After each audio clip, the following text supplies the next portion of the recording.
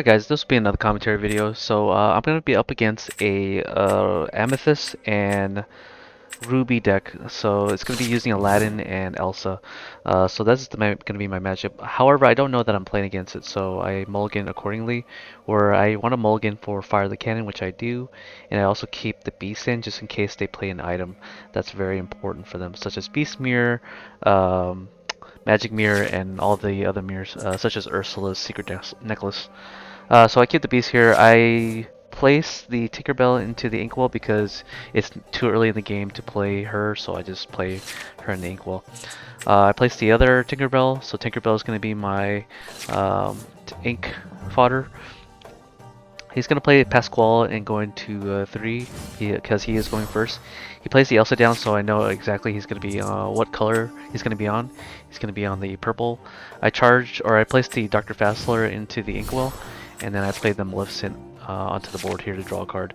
So the Maleficent here doesn't trade really well into the Elsa, but if he does decide to exert the Maleficent somehow and play some sort of rush character using red, he'll be able to clear Maleficent pretty easily. So I now know he's on red because now he places the Aladdin into the Inkwell. He plays the Pongo here. Pongo is really annoying because it does quest for 2, and so now he's going to quest with Elsa here. I have the option of here trading the Maleficent in. Now that I know that he's on purple and red, I put the beast into the Inkwell, and I develop my Hans here. So if he puts any sort of damage onto Maleficent, they're gonna go down to 1 health, and that makes it easier for me to deal with Hans. If I quest with Hans, I can dish out the last 1 damage to any character that decides to go after him. So I read the Pongo here to see how much quest he goes. He does get the 2 quests. He plays the Maui here. The Maui here does have rush, so he's able to clear the Hans off the board. So I'm kind of in big trouble, but we'll see what happens here. I could use Fire the Cannon to deal with Maui because he does only have 2 health left.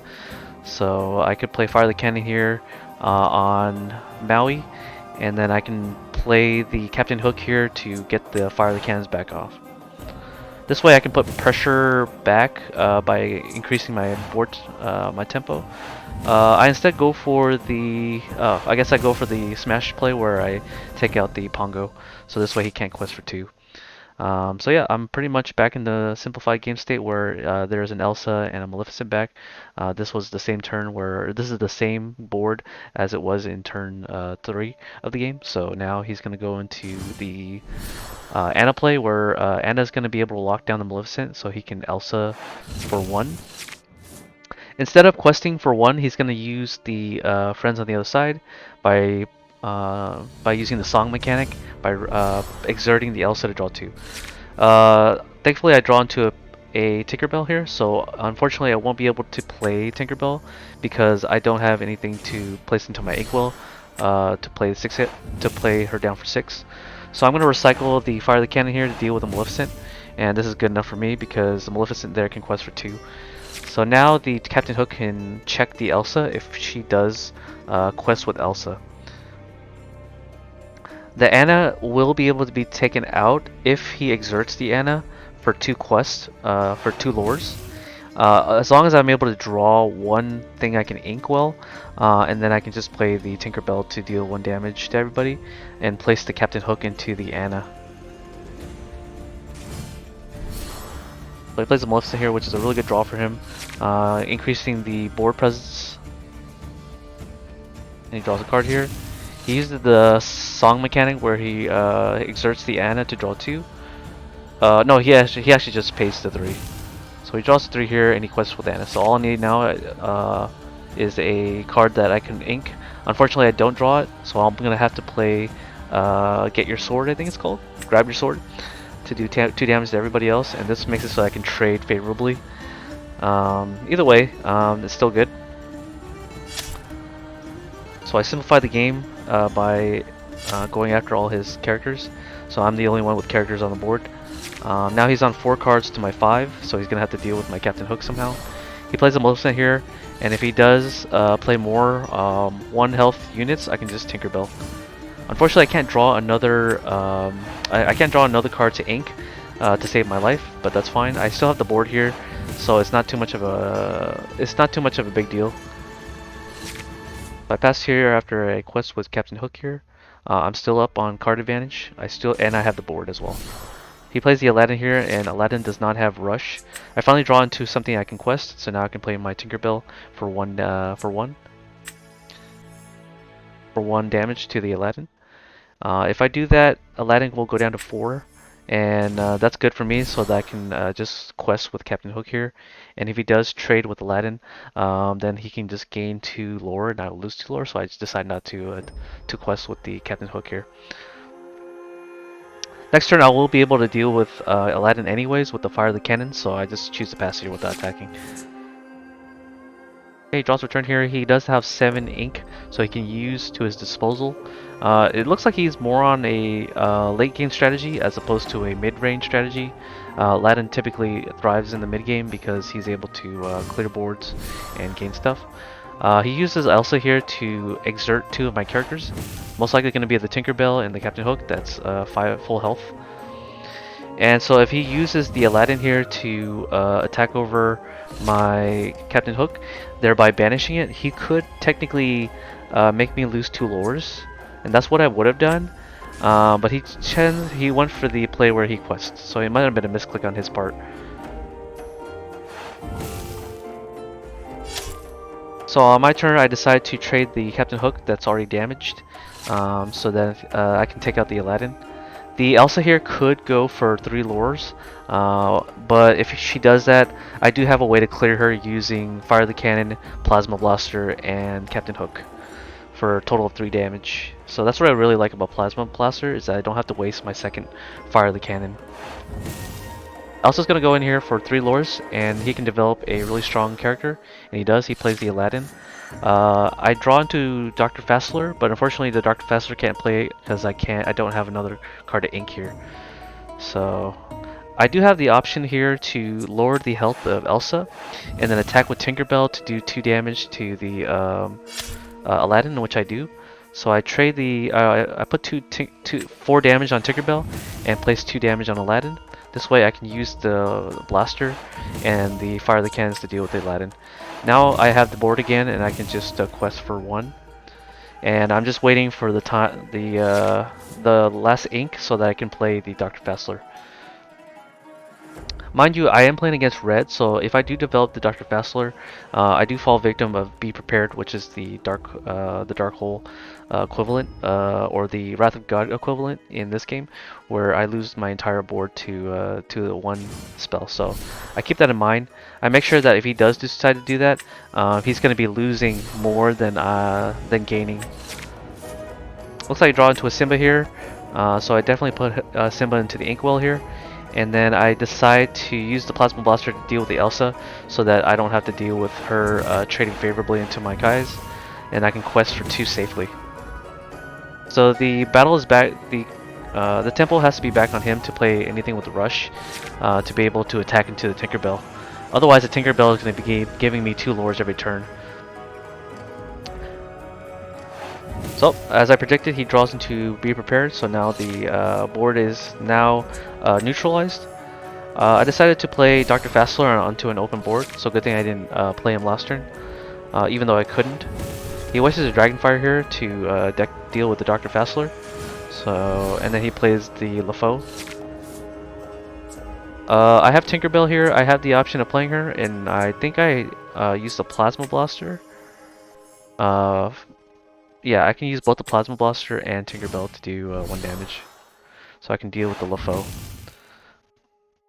So now we're both on top deck mode. So we're 2-2 now. I am behind on Lorcana, so hopefully this is a top deck war.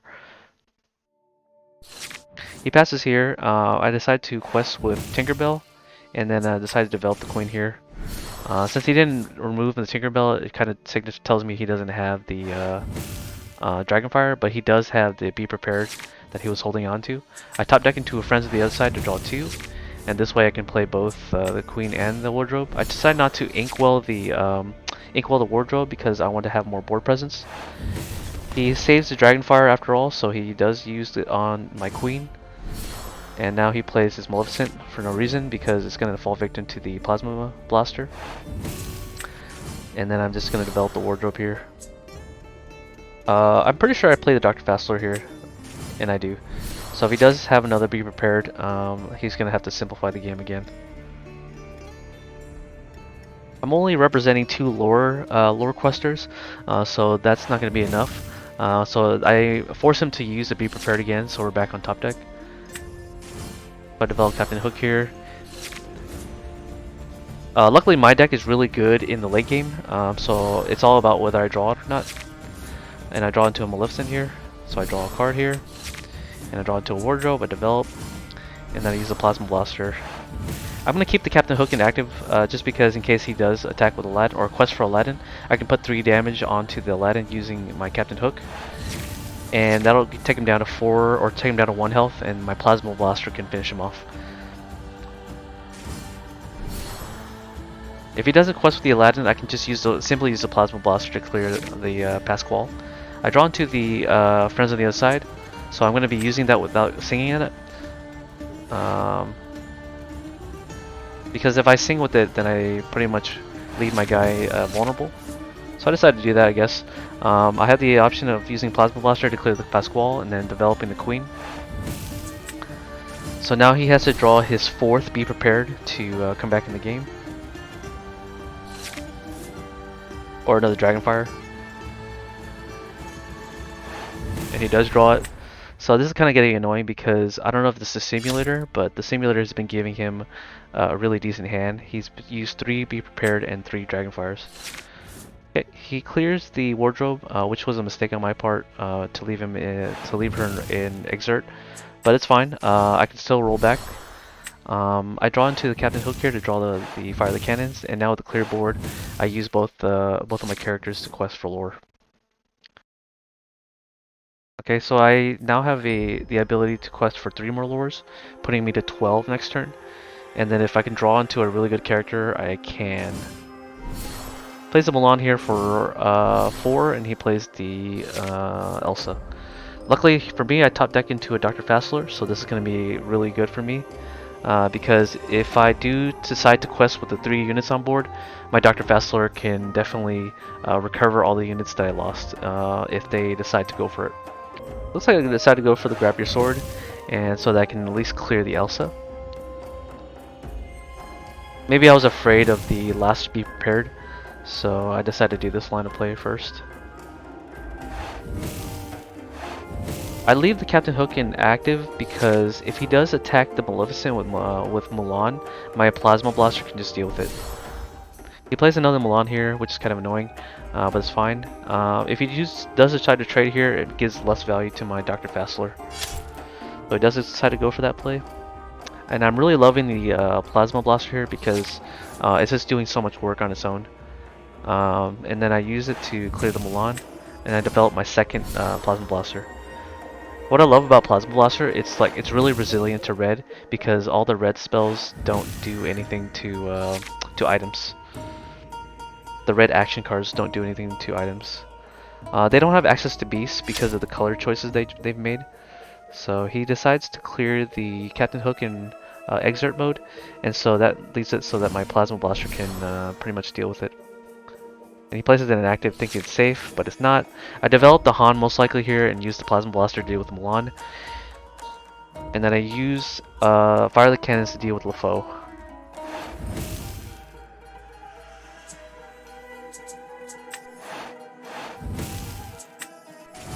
Okay, and then I can quest safely for 1.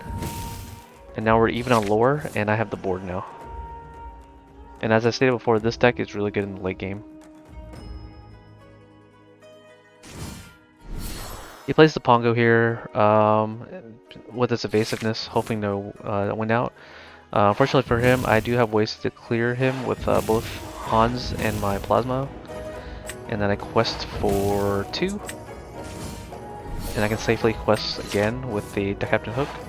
So next turn I'll be able to have lethal because I have lethal on board here. Let's see if I win the game here. If he plays Be Prepared, then he resets the board.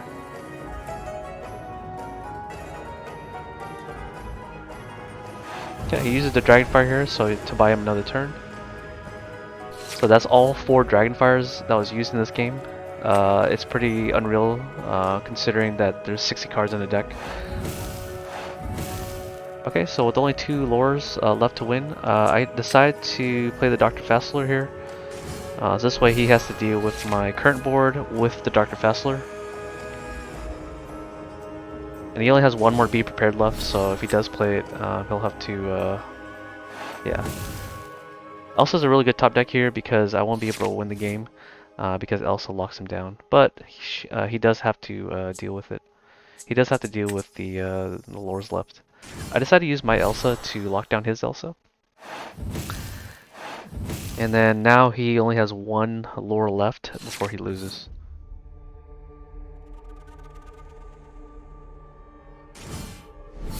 Plays a Maleficent here to draw. And let's see if he can draw into something useful here. Which I highly doubt. So I'm pretty sure there's a wrap here because with only 5 ink, he's not going to be able to do much. Yeah. So I just quest for 3 and I win the game. Alright, cool. Yeah, that was a commentary video for Aladdin. Yeah, so hope you guys enjoyed that commentary video. I'll make another one for the same deck, but it's going to be posted at a later date. Yeah, so I hope you guys enjoyed it, and I'll see you on the next one. Peace.